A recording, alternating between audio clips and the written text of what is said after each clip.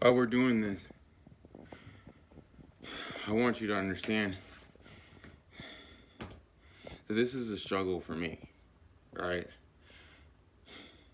I don't want to do this most of the time. I don't. Do I understand the after effects, the benefits that is going to come to my life? I have faith, right? I have faith. I don't believe all the hocus pocus. But sometimes you just have to have faith. Like today, I was going to convince you guys it's okay to fail. I mean, it's kind of becoming a theme. At least once a week or something, I try to convince everybody and give everybody excuse why I couldn't do something. So even though we're this far into this, I still try to find a reason to quit. Do I like that about myself? No. Do I like that? That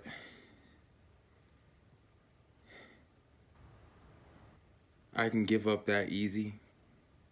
I can go, what are we at, 45, 46 days, and then just want to quit? I just not want to do it anymore. It's not like I have anything else to do, right? That's the problem. It's so easy not to do it. When I got on the treadmill today, I started walking, right? That's how much I didn't want to do it. I started off like the first minute and a half, maybe 2 minutes walking.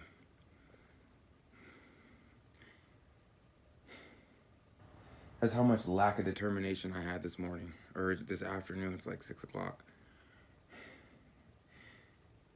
I was convinced going onto the treadmill, I'll just walk. As long as I stay on this damn treadmill for 30 minutes, I'm all right.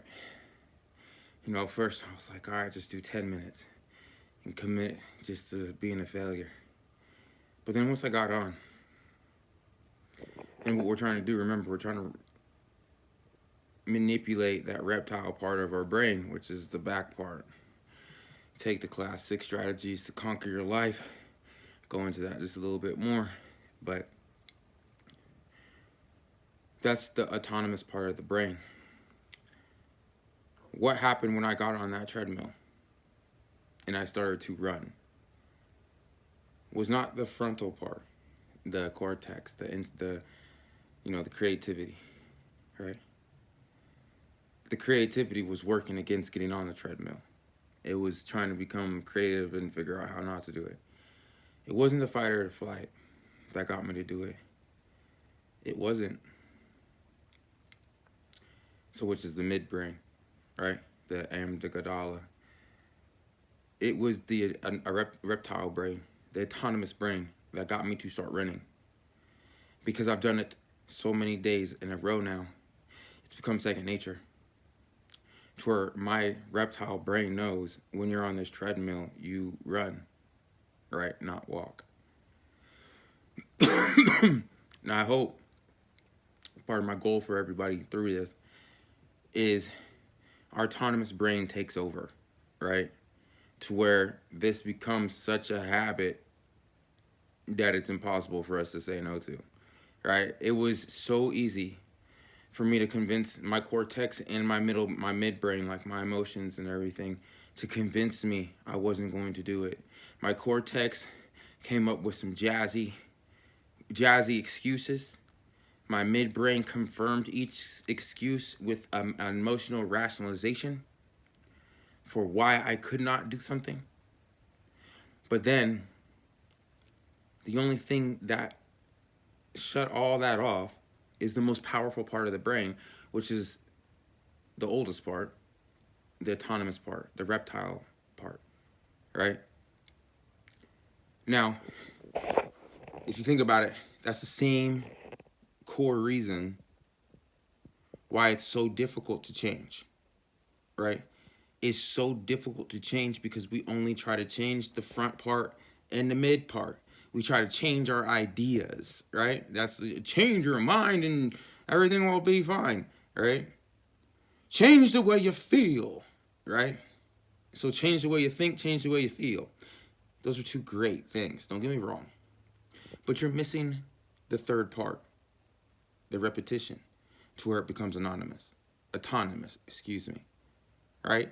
You don't think to sleep, your body just goes to sleep. You don't think to wake up, your body just wakes up, right? If you're hot, I mean, your reptile brain space is like, oh, I'm overheating. And then it tells the rest of your brain, wake up. And you're like, man, I'm hot, right? Or if I got to go to the bathroom, then it tells everyone, wake up, wake up, wake up. So then you don't pee on yourself, right? So, but when you were younger, you peed on yourself. So it was a habit. You had to habitually learn to not pee on yourself and not pee when you went to when you were asleep. To wake yourself up and get out of that bed and go to the toilet, or you pee on yourself. That's why when you're really pissy drunk and you pass out, you're more susceptible to pee on yourself, throw up on yourself, and all that, because your body can't wake you up, right? To tell you, like, emergency, emergency, emergency, get up, get up, get up, right? The reptile brain can't reach the front and the mid, all right? So it won't get you up. So, positive way of thinking, emotions, great. Or, keeping your emotions in check, great. Positive thinking, great. But the final icing on the cake, cherry on top, is repetition. To do something so many times that we convince our animal brain that it's normal and that this is what we're going to do. This is why I tell people, and like I'm mentoring a couple people right now, and the first thing what I had them do is write something on the wall so that they have to see it every single day.